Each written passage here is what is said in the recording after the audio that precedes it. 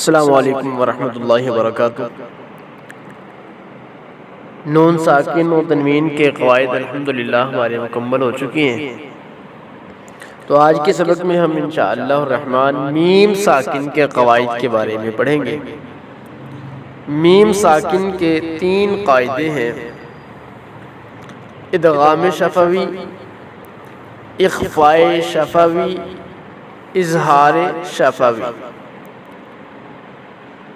ادغام شفوی، میم ساکن کے بعد دوسری میم آ جائے تو میم ساکن میں ادغام شفوی ہوگا، یعنی غنہ کریں گے۔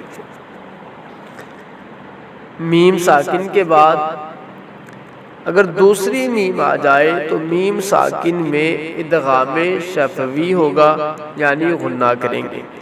جیسے انتم مظلمون، انتم، ان پہ اخفا ہوگا، نون ساکن کے بعد تا ہے تو آگے میم ساکن ہے، میم ساکن کے بعد دوسری میم ہے تو یہاں پھر ادغام شفوی کریں گے، ادغام شفوی ہوگا، غنہ ہوگا۔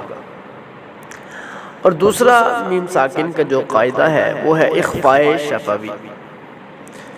میم ساکن کے بعد حرف با آ جائے تو میم ساکن میں اخفاء شفوی ہوگا، یہاں بھی غنہ ہوگا۔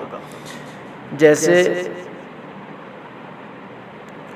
وَمَا هُم بِمُؤْمِنِينَ، وَمَا هُم میم ساکن ہے، میم ساکن کے بعد با ہے تو یہاں اخفاء شفوی ہوگا، اخفاء شفوی۔ پہلے ہم نے پڑھا تھا اخفاء حقیقی کہ نون ساکن یا تنوین کے بعد اگر حروف اخفاء میں سے کوئی حرف آتا ہے تو وہاں اخفاء ہوگا، اسے اخفاء حقیقی کہا جاتا ہے۔ اور اگر میم ساکن کے بعد با آ جائے تو یہاں اخفاء شفوی ہوگا، اخفاء شفوی۔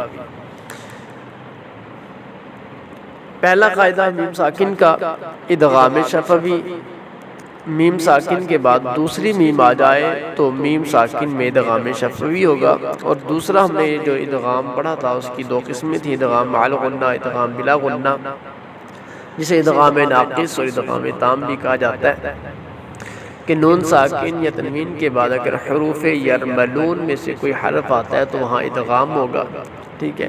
تو یہ آج کا جو ہم سبق پڑھ رہے ہیں، میم ساکن میں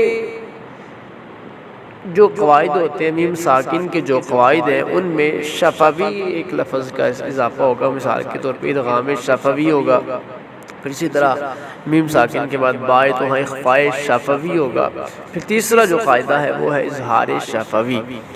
میم ساکن کے بعد حرف با اور میم کے علاوہ کوئی بھی حرف آ جائے تو میم ساکن میں اظہار شفوی ہوگا، یعنی غنہ نہیں کریں گے۔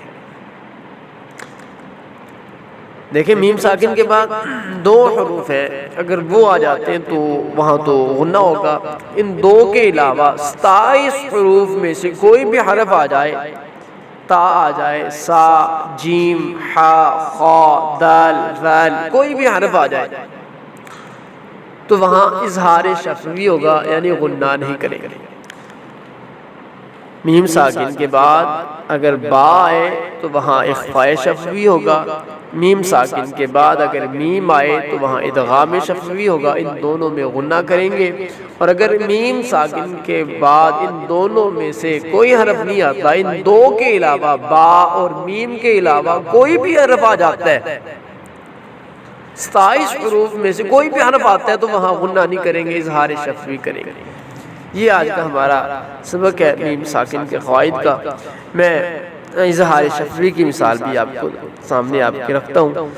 ام صبرنا، دیکھیں میم ساکن ہے، میم ساکن کے بعد صاد ہے تو یہاں اظہار شفوی ہوگا۔